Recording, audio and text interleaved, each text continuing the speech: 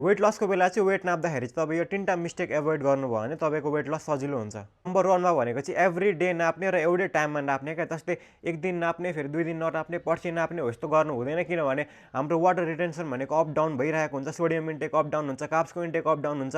कुन दिन stress level high भएर पनि तपाईँको वेट बढ्न सक्छ। त्यही भएर दिनदिनै वेट नापेर हेरिरहेको राम्रो। र सेकेन्डमा भनेको नम्बर 2 मा भनेको चाहिँ एउटा विकली एभरेज निकाल्ने क्या। जस्तै तपाईँले 60 केजीदेखि तपाईँको वेट लस सुरु गर्नुभयो भने एक दिन तपाईँको 61.2 भयो, एक दिन तपाईँको 60.8 भयो र लास्टमा तपाईँको एक हप्ता पछाडि चाहिँ तपाईँको 59.2 भयो भने चाहिँ तपाईँको 800 ग्राम वेट लस भयो नि त जो यस्तो विकमा हो। यसरी तपाईँले विकली एभरेज चाहिँ निकाल्नु पऱ्यो क्या। अर्को भनेको चाहिँ वेइङ स्केलमा मात्रै डिपेन्ड नगर्ने, ऐनामा हेर्ने क्या आफ्नो कतिको चेन्ज भइरहेछ, फ्याट लस भएको छ कि छैन भनेर। किनभने बेला बेला के हुन्छ भने तपाईँको फ्याट लस भइरहेको हुन्छ तर तपाईँको वेइङ स्केलमा वेट घटेको चाहिँ देखिँदैन क्या। यसको पनि अब भेरियस रिजनहरू हुन्छ, मसल गेन भएर हुनसकेको हुन्छ र अरू पनि धेरै रिजन छ क्या। त्यही भएर मिररमा हेर्ने आफ्नो कतिको फ्याट लस भइरहेछ भनेर।